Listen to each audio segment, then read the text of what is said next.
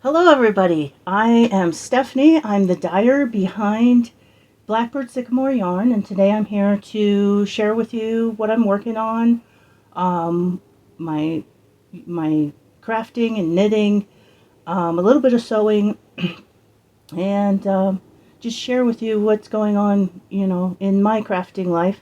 This is more of like a vlog style podcast.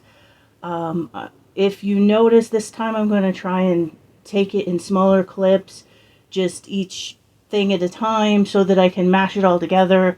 So if you notice a lot of little jump cuts, I'm sorry, but it's a lot easier to edit this way if I just go ahead and make it in smaller clips to begin with. So with that being said, my description box below has all my contact information.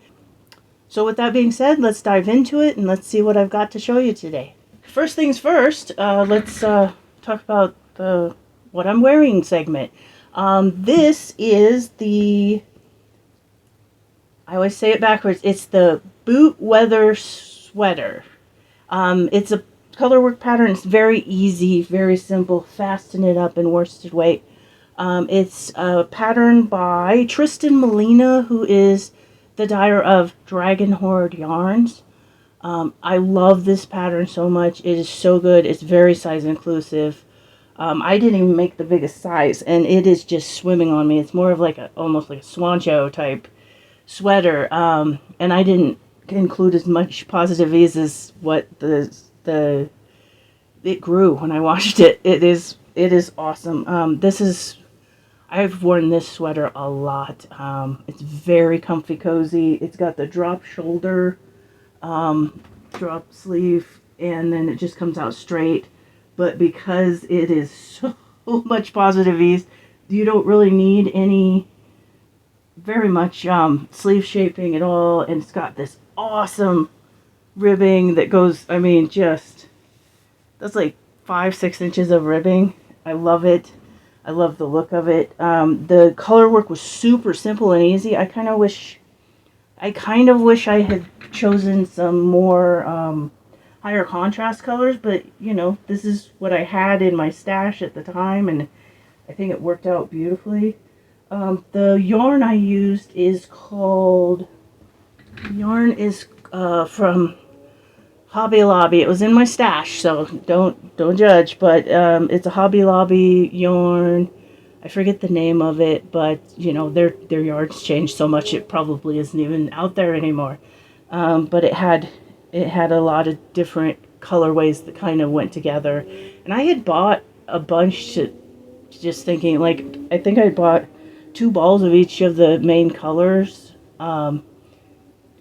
just thinking that I was going to make a shawl or something, or a blanket, and I didn't know what, and it just sat there. And then I saw this pattern, I said, oh my gosh, that's enough to do the color work on this. It was way more than enough. So here we are, got a great sweater out of it. I love it. I could not be more pleased. So the next item on the agenda is finished objects. I've only got a couple to share because I have been terrible. Actually, I've been very busy, life stuff, and dyeing a lot of yarn and keeping that running. So I find I have like way less knitting time than I used to have. And also, the only thing that gets worked on is what I can stuff in a bag and travel with me. Other stuff that is just too big to take with me is not getting the love it needs to grow.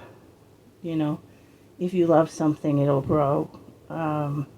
But so last time I believe this was still a whip. These are the first colorway in the Lord of the Rings series that is being done by Tiny Human Knits. This was the colorway A Long Expected Party, and I could not be happier with how they turned out. I had just the right exact perfect amount of the stripes. I counted it out perfectly. So what happened was that I would have been one short, but between socks I had wound off so that it would match again. I had wound off the darker green, and then when I got to the second sock down here, I was one stripe short to make it match, so I just put that darker green there.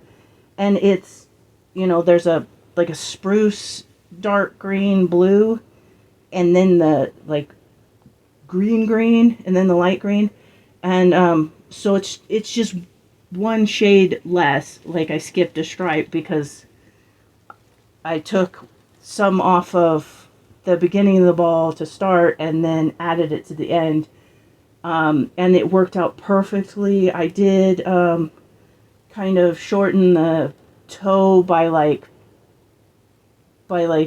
2 rows or something, just to get it there without running out of the contrast color, which once I was done, I probably didn't need to do. I still did have a little nugget left over of yarn. But this is also wonderful because now I know exactly how many stripes I need to be able to do a repeat for the next colorway. So, since I finished both of these, and they turned out, I could not be more pleased with how beautiful they are.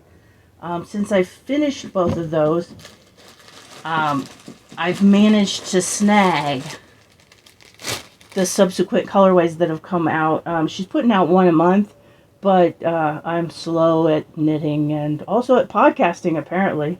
So since she released this colorway and I finished it, she has put out, this is called Shortcut to Mushrooms, and this one I love. She sent a little like progress stitch marker in there, and it's a mushroom. I love it. That was kind of special. And these are all the same. I just get the 50 gram skein with the 20 gram mini. She does do a full size skein, 100 gram with a 20 mini, or you can, I believe she just does the self-striping itself, and you don't have to get the mini at all.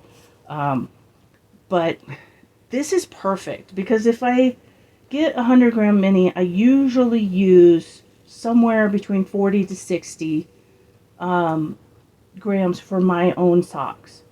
I don't like my socks incredibly long or anything like that, so I don't need a whole lot. And I always feel so guilty about that almost half a skein that gets left over. So anyway, we've got the perfect amount here.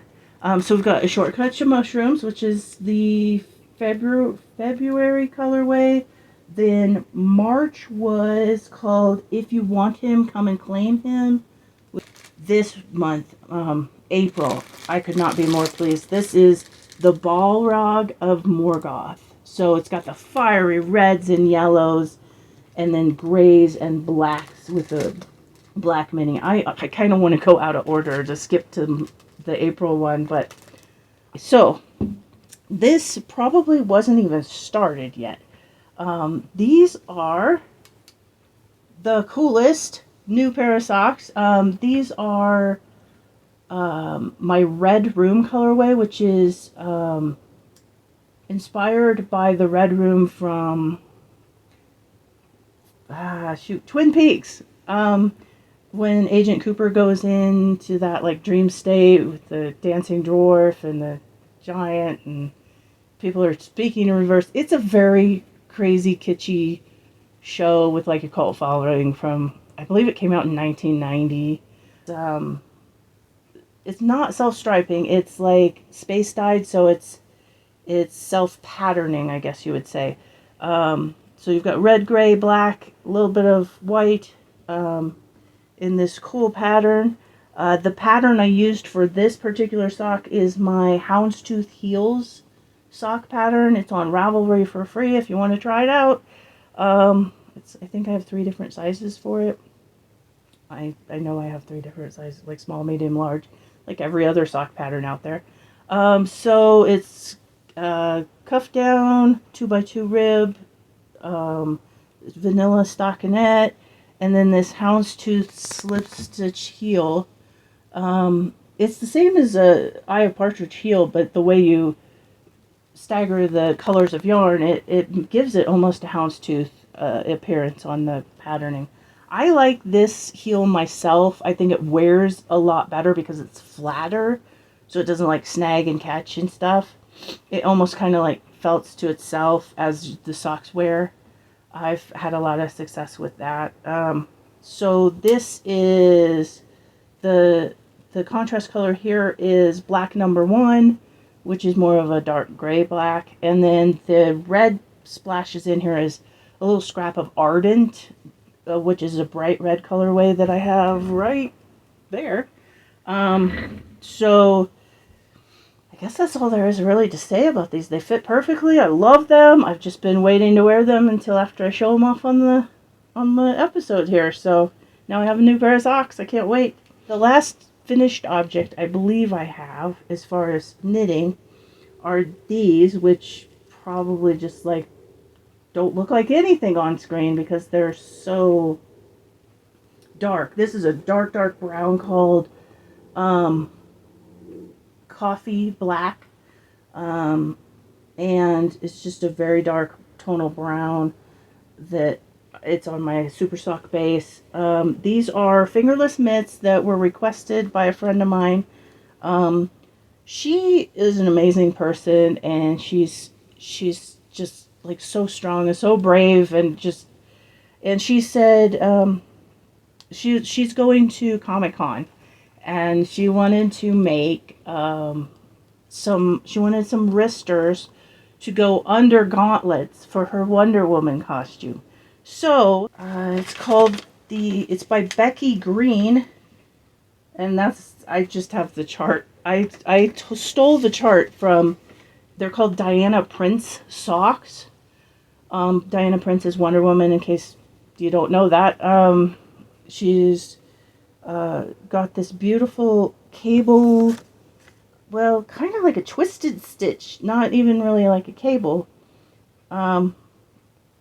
It's simple cables, and it's the Wonder Woman W's, overlying W's, and I just, as I cast on my wristers, which they go this way, I did my ribbing, and then I started that stitch pattern chart, and then put the W. It turned out that it's on the edge, like the arm edge. And these are, I am not really impressed with this particular pattern. I just went online and said, what can I use a fingering weight yarn for easy fingerless mitts, and I pulled up the Happily Ever After mitts by Susan B. Anderson. This is very simple pattern. They're wonderful mitts, but they're the kind with no thumb. It's just a slit where the thumb hole is, and I'm not really, I kind of wish I'd have made a pattern that had a thumb gusset and an actual thumb, because they're fine. They'll work for their purpose. The gal I'd given them to, I already showed them to her, and she absolutely loves them. She couldn't be happier. She was like ecstatic. But they just have a thumb hole. There's no gusset, and I kind of wish I had put a gusset there. Anyway, so there's I don't know if you can even see it. It's got the little W detail there. That was just something I threw on to make them a little bit more special for her. So she doesn't need these till, I believe, July is Comic-Con. Anyway, she's very excited. And now I can give them to her. I don't have to keep hogging them. But this was a super quick knit. I did this in, I don't know, 3-4 days of just like car knitting time. It went super fast. It's fingering weight, but it's done on like a size 3 needle, I want to say. I might be wrong about that. I kind of wonder what it would look like if I did them on did like a light DK or something, or a sport weight yarn for this, I think I would like I like a denser fabric, especially for mitts, but it is what it is, and they're great, and they're done, and they fit. Yeah, it's size 3 needles. I just used my 9-inch circular needles because for me that's super easy, because you can pick it up, knit for a while, throw it down, it's not going anywhere. DPNs or magic loop, you have to not lose your needles or get them hooked on anything. So those are done. What else is there to show you? I am still working on, for whips, I'm still working on my painted wave shawl, which it's growing. It's getting bigger and bigger and bigger. But it's not done. I probably could have had this done easily if I just gave it more love, but you know how that goes. It gets thrown in the basket. It's too big to carry because there are, 6 colors of yarn? It's too much to, pack in a bag and take with me. And I'm getting to the point where the rows are long and not exciting. I mean, you do your feather and fan type yarn overs and increases, and then the rest of it's just knitting and purling back and forth, and it's kind of getting boring. But I do love the colors. I think in the fall I would love to have this. These are definitely fall colors. I think I just started it in the wrong season. See, my next whip here. My husband loves to go for drives. He'll drive for hours and hours just to go somewhere and then turn around and come right back. So about a month ago, he decided, let's go for a drive. Let's go up north and see what we see and then come back. Of course, I Googled what yarn shops are in what town and what their hours are and their addresses, because, if they're open and you just happen to be swinging by, you're gonna go. That'd be silly, it'd be rude not to go find a local yarn store in another town if they're open. It would be negligent of me. Anyway, so we ended up traveling up to Jackson Hole, Wyoming. Beautiful tourist trap. It's a ski town, a lot of beautiful scenery between here and there. And on the way there, it started snowing. It was kind of getting scary. We managed to get there, had lunch at the Pizzeria Caldera, which, if you go on YouTube and you look up Jackson Hole live cams, there is a live cam on the side of their building.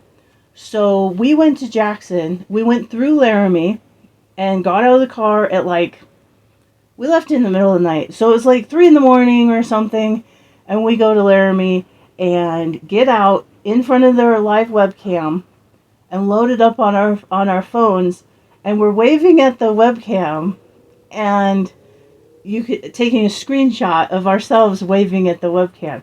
So it's very meta. It's almost like a geocaching type experience. You go just for the sake of going, and then, oh, here I have this little picture of the proof of me being there at that date and time.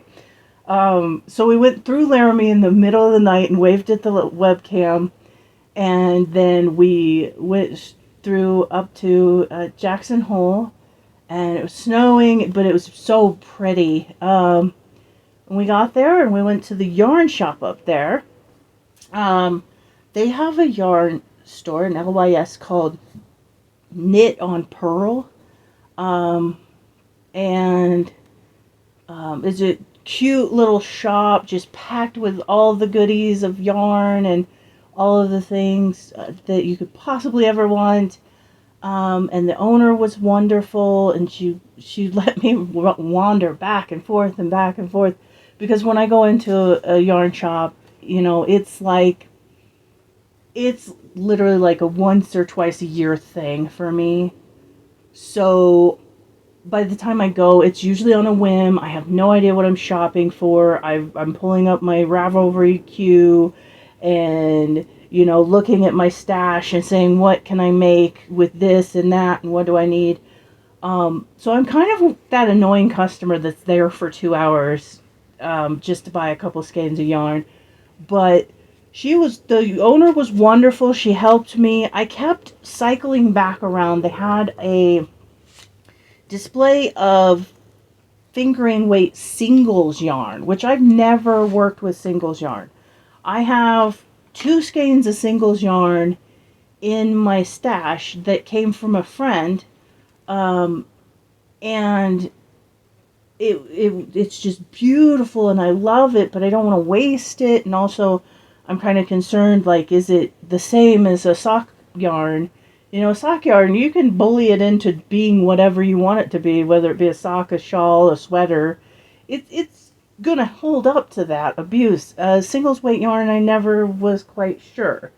But they had this display of farmer's daughters fingering weight. And it's actually, the one that I got is actually their Foxy Lady base, which is a 70-30, so it's superwash merino and 30% silk. So it's even more just, gorgeous. So I had this skein, and this is what's left of it. It's from Old Rusted Chair, hand-dyed yarn. See, I saved the label like a real podcaster person. And I had this in my stash. Of course, I didn't have it with me to compare colors. This colorway is called Rainbow Trout. And this is a 100% merino wool, so single. So I had this in my stash, and I was trying to think, you know, I could put this other farmer's daughter singles with it and make a shawl or something. And they had this shop sample. So what I ended up doing, they had a shop sample of, I believe it's pronounced Greer, and this probably won't show on screen because it's so light on the, it's meant to be a worsted weight shawl that's just back and forth, some eyelets, some stripes, and then you switch to the next color. And it's very simple, but the lady that did their shop sample had written like a key for how to translate that worsted weight into the right stitch count to be a fingering weight yarn. So we could use fingering weight yarn, specifically this Farmer's Daughter Foxy Lady base. And they had 2 shop samples, but the one I kept looking at, I just couldn't stop looking at it, and I kept going back and forth, and finally the shop owner realized what I was doing, and she was like, hey, this is what we've got, I can print it out for you. And then apparently you can go into an LYS, this is how far back in time I am. She's like, do you want to buy the pattern?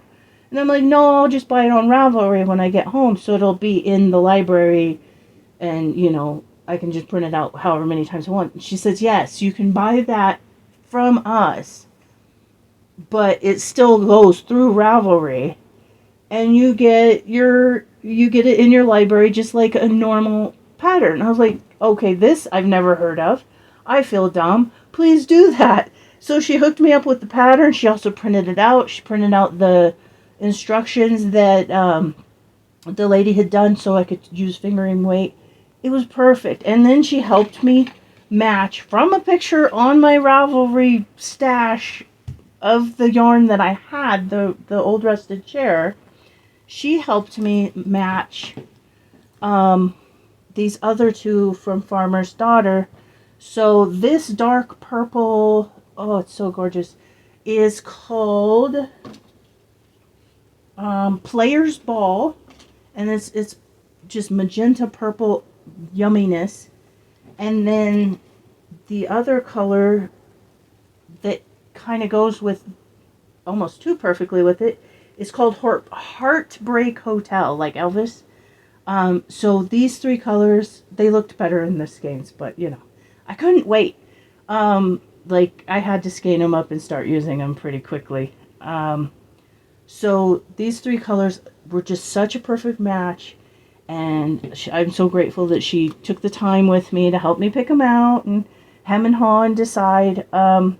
So anyway, I have cast on and am on the last section of the Greer Shawl by Isabel Kramer.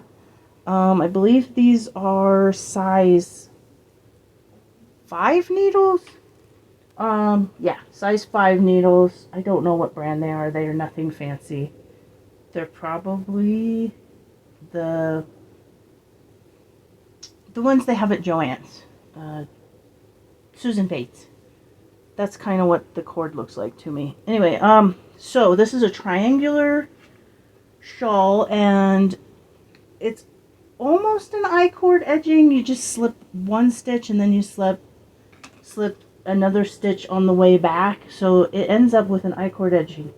So here's what I've got. Hopefully I can keep it on the needle.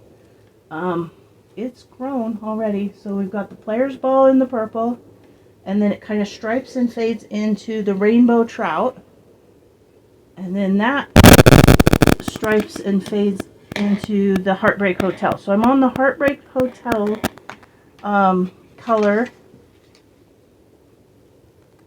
Oh my gosh, I love it so much. It is so beautiful, and it's so smushy and soft. And I think I'm showing you the back side of it. It's hard to tell because it is garter stitch, except for where the eyelets are, which makes it such a dreamy, quick, just back and forth, meditative knit. And I just finished the first row of eyelets in this color, so we've got, 2 more rows of the eyelets, and then I don't know what, but we're getting close. But I imagine, just as squishy and smushy as it is, this thing is going to block out a lot bigger than what it is, depending on how aggressive I am. I'm pretty sure I can block it out pretty huge. This will probably be done very soon because it's been just a joy. I have been managing to crumple this thing up and carry it in a sock size. It was a lot easier when I first started. This is my one of my sock size project bags that I make. I've got more just like it in the shop if you want one. It's got bunnies on it. I thought it was seasonally appropriate because Easter's coming and it's spring. And it's got some of my pins on it. My Christine Parker K.O. pins. I love those. She specializes in pins with swear words on them. And I just get a kick out of those. Anyway, so that's my other whip. That's the only other one I've got going. I've got it down to just the 2 shawls. So hopefully I can get those off the needles and finished up soon because they're both almost done. I just keep stalling on the brown one because it's so many balls of yarn I can't take it anywhere. Let's see, what else? I've made a bag. This was canvas. I got a new sewing machine after 23 years of being married. My old sewing machine was a Kenmore from Sears, which tells you how old it is because Sears, I don't think Sears exists at all anymore. See, kids, back in the olden days, you could order things from a catalog, and Sears made the best catalogs for like 100 and some odd years, probably 150 years. They were who you bought everything from because they had a catalog that they would mail to you. And if you were lucky, your little town might have a floor show store where you could go and see bigger appliances, and they would deliver to the store and you could go pick stuff up. And they would actually service all of their appliances. So that doesn't exist anymore. And my sewing machine, though it does still work, it doesn't have the power to get through a lot of any heavy fabrics, really. It was getting to where it would just kind of, do I have to? Just going over some of the bigger seams, it would just kind of whine about it a little bit. Anyway, stitched up a little bag, well, a big bag. This is one of my tote size bags. It's got canvas I put some like upholstery rope padding in the handles, so that's nice. And it went through, like, these are 4 layers of canvas over top of where there's a seam underneath. Where I lined it up, that would mean 2 more layers of canvas, and then down here at the bottom there's 2 more layers of canvas. So it went through 8 layers of canvas, just like butter. Just wonderful. I could not be more pleased. So this is just some stash fabric with canvas with weird cartoon, like, child's pictures of dogs. It says Ruff Ruff and Woof Woof, and let's see, what else is there? I guess the next thing in our journey here of this episode is stash acquisitions, which, aside from the Tiny Human Knits self-striping sets that I bought, I've only got a few. I was halfway good. Okay, that's a lie. When I was at Knit on Pearl in Jackson Hole, I bought these 2 skeins of yarn, 2 more skeins of yarn, and then 3 skeins of sport weight yarn. But we're not going to talk about those because I'm not using them, so out of sight, out of mind. But I also managed to swipe since the last episode. I've managed to swipe from Stranded, which Jude has a podcast on YouTube, if you haven't heard of it. Pretty famous. One of the OG yarn podcasters for YouTube. So I managed to swipe some, what is this called? Industrial Kingfisher colorway.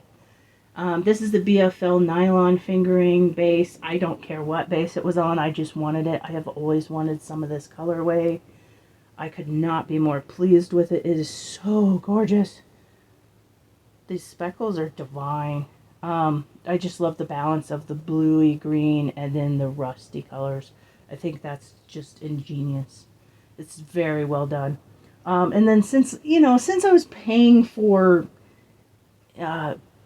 shipping from the UK, I mean, I wouldn't want to pay so much for 1 skein of yarn, so I bought another one. This is the patisserie colorway. This one's the merino nylon, 75-25.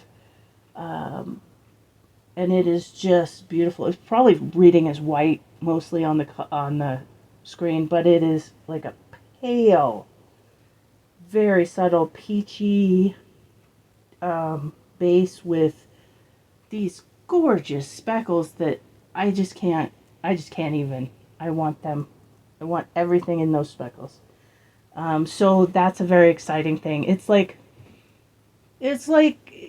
for me, getting yarn from these dyers is like, it's like collecting art. It's like collecting, lead crystal or something, where it's, whether I use it or not, this is precious in my stash because it's pretty awesome stuff.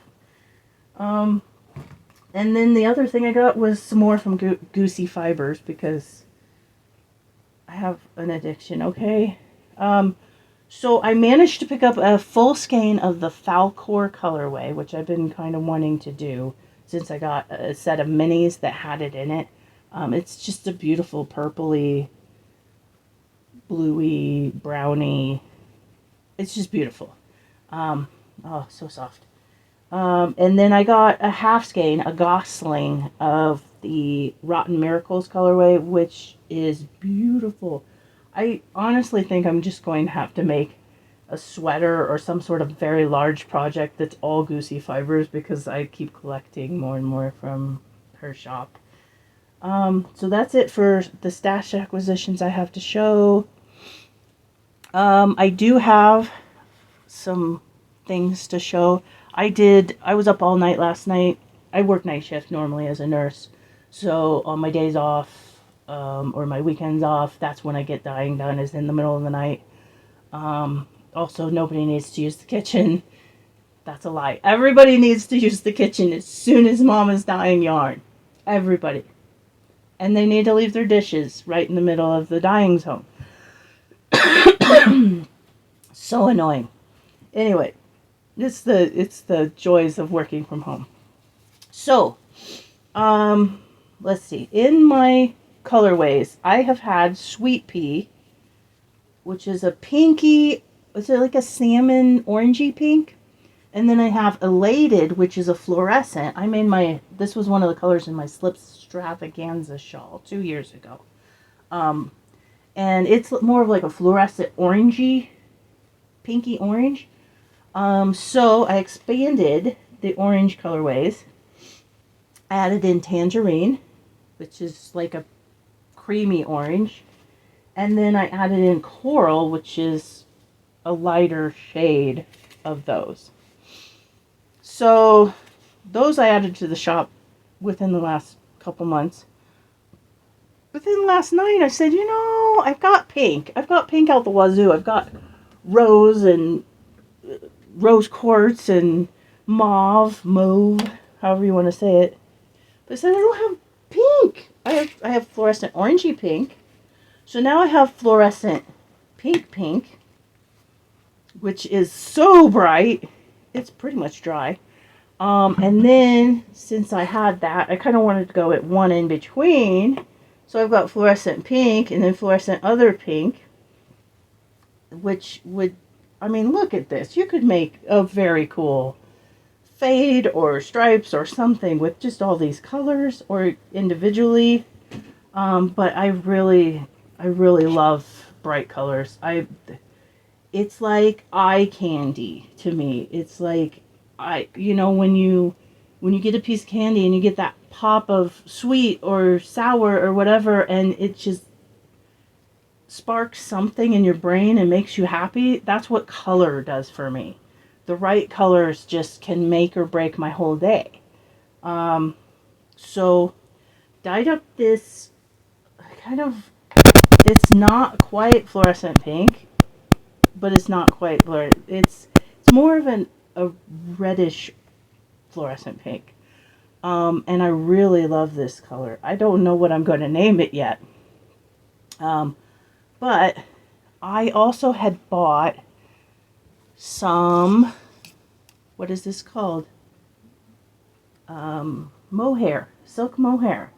Just to experiment with, to see if I want to start carrying it in the shop. And just to see if I can dye it without it being too cumbersome, because it's not superwash and you have to actually not felt it. But I dyed up several skeins of this orangey reddy pink, and it's a lot more muted on the silk mohair, but it is very bright still, and I just absolutely love it. It smells good. I when I wash my yarns, the final rinse, I use either Eucalan or Soak.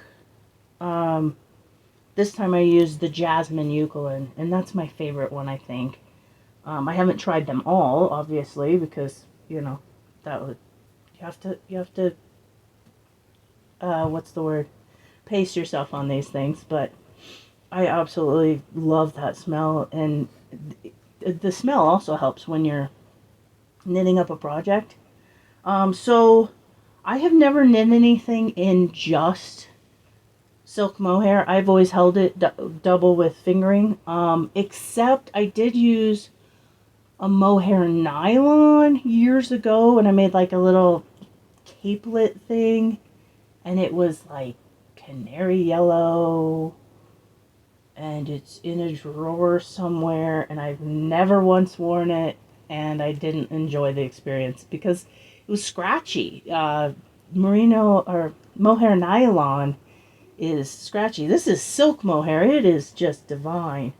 And I'm thinking I might steal some of this and make a ranunculus. just to, I mean, look at the color of it. It's the color of a ranunculus.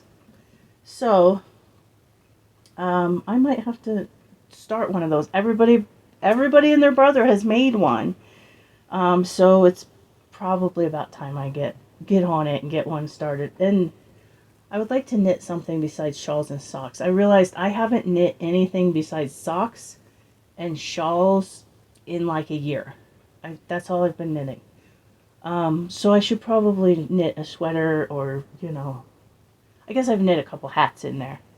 What else? Oh, just a couple more things. I have a new colorway, which is the same concept as Red Room and Lestat and Alice, where it's a space-dyed yarn.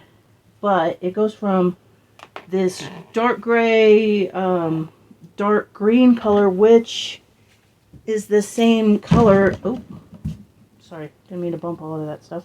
Which is like the same color as Scrivener. It's a dark green.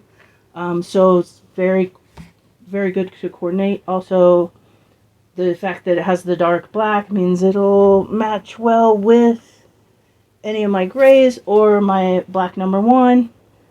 These things happen, but they sometimes are actually thought out. So this is now going to be called Wicked, because nobody can remember who Elphaba is or how to spell it.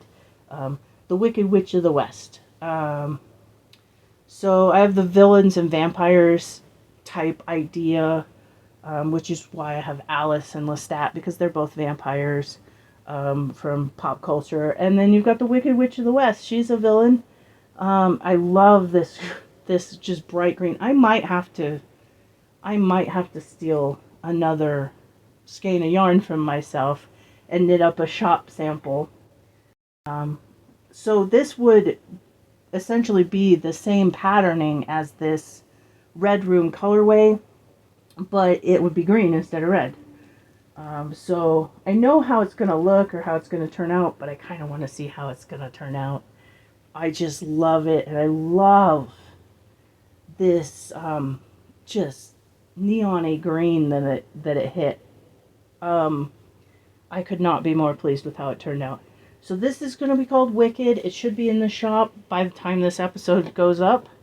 As soon as it's dried and skeined up, I'll take some pictures and throw it in the shop. And then this is a revisit on an old friend.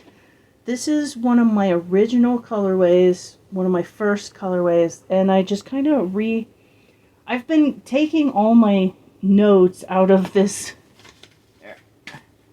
crummy little notebook where I've written down how to dye yarn.